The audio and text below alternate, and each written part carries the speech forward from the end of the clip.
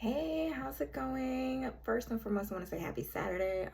Sorry I haven't been here in a minute. I've been a little bit busy. Um, life happens. But anyway, I just wanted to give you a couple of updates. But first, here is a quick little PSA type aha moment that I've had. So this past week, I have been trying to get through some roadblocks in my life in a particular area that I know I'm stuck. And so if you're like me,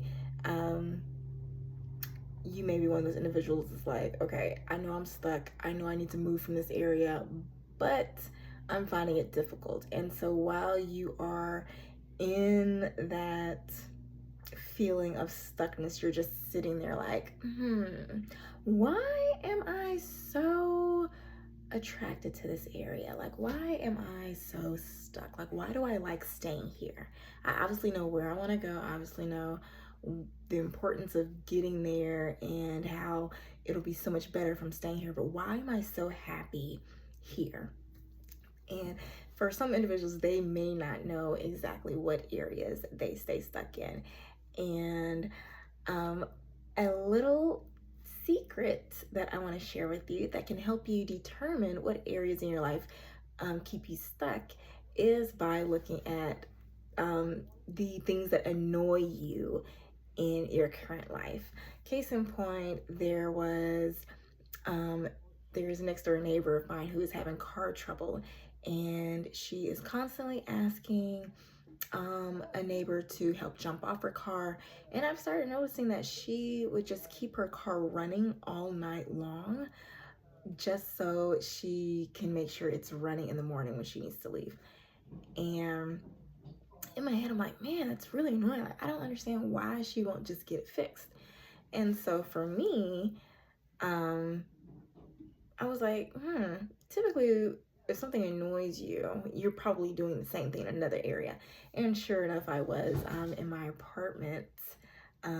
It's getting kind of cold here now, and I started to turn on the heat, but the heat isn't coming on. It's like, it's kind of blowing, kind of not. And so in my head, I'm like, do I want to call maintenance or do I not? Like, and so I'm just like going through the motions of trying to figure that out. And so another instance would be a client of mine who has really bad issues with rounded shoulders, and no matter how I try to correct her, like nothing seems to click to her, and she's constantly like, no matter what movement I give her, she's constantly like this. And so whenever she finally gets it, like, I found an exercise that works for him, like, yes, keep doing it just like that.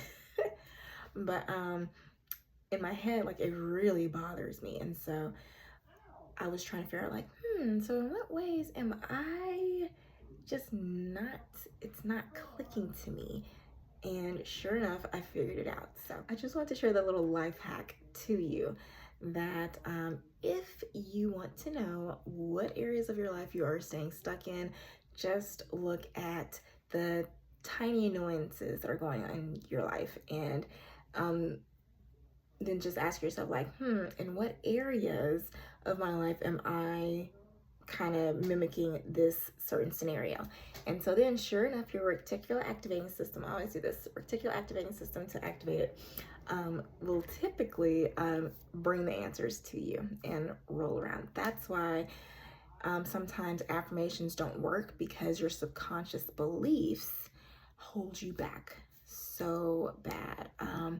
So this is why using transformational power questions is a little bit easier, and it helps you get to your manifestation better than affirmations. Because if you try to use affirmations with subconscious beliefs, get stuck, you will either get a faulty version of your manifestation or like a bootleg version of it, so to speak. So yeah, if you want to know more information about that, I think I have a blog about affirmations on my website, thestewproject.com.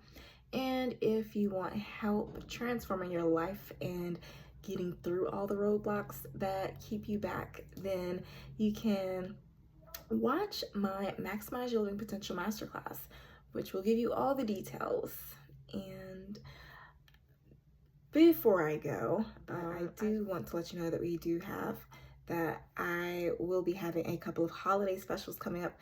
One of them, I'm currently working on revamping my Diets Don't Work course, which is a emotional eating, intuitive eating, mindfulness course that helps you learn if you're used to bottling emotions and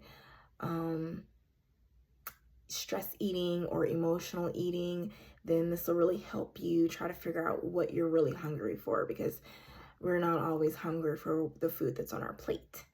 So I've been revamping that, and I didn't realize how amazing that was. So I'm adding video content, updating modules, adding 2 more weeks to it to make it an 8-week program instead of 6 weeks.